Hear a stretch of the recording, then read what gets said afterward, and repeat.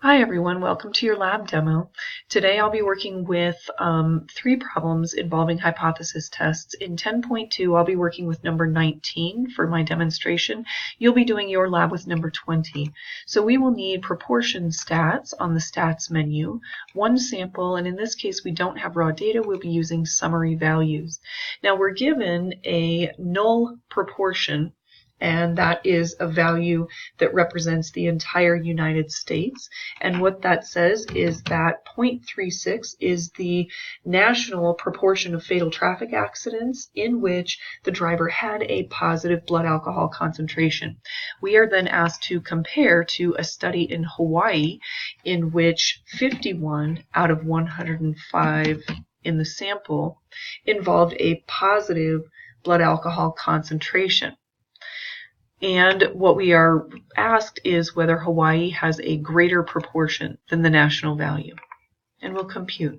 What we get is a z-stat, a p-value. We also have a sample proportion, which is just from the simple ratio of count to total. And then the p-value, of course, is less than alpha. It is important that you interpret your result. This indicates that we would reject the null hypothesis in favor of the alternative. The alternative hypothesis states that the proportion of fatal traffic accidents in which the driver had a positive blood alcohol concentration is in fact greater in Hawaii, according to this particular sample. It's greater in Hawaii than it is nationally in the United States. Now we'll move on to 10.3. Okay, so our next task is to learn about hypothesis tests for the sample mean. Now in 10.3, you'll be working on problem number 24. I'm using some data from problem number 22 to run a sample hypothesis test.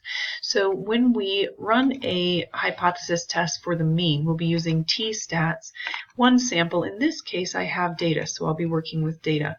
I'll select my column here, and I'm running a hypothesis comparing a before value to values after a reading course. So Michael's reading speed before this course was 198 words per minute, and this data represents words read on 10 different pages after the class. So we're to determine whether his reading speed is actually greater after the class than his prior reading speed. And so we'll be doing a hypothesis test here and compute. Now, what we see is the p-value, again, is less than alpha, so we would reject the null hypothesis in favor of the alternative hypothesis, stating that his mean reading speed is in fact greater than 198 after taking the class, so that does indicate that the class was effective. So don't forget to interpret your results in addition to running the hypothesis test. Now for the final problem, we'll be working with standard deviation and variance. You'll be working with problem number 10 in 10.4. I'll do this demonstration using problem number 11. This does involve a hypothesis test for standard deviation, but as you know, StatCrunch only works with variance. So we'll be running under variance stats, a one sample test, in this case with summary. Now, since we only have a sample standard deviation and a null standard deviation, what we'll need to do is square those values in order to make them variance values. Now, the previous standard deviation before recalibration was 0.004, and if we square that, we'll make it a variance, sigma squared, since that's what's required for this test. The sample variance after recalibration is 0.0025. And again, we need to square that in order to make it a variance as proper input for the test. The sample size is in fact 25, and what we'll need to do is compare whether the recalibration resulted in a lower standard deviation.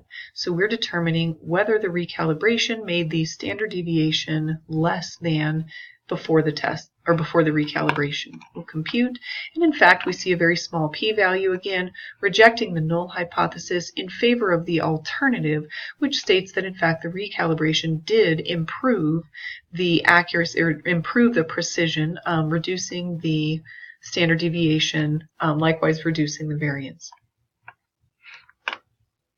And that's about it for this lab demo. If you have questions, please ask.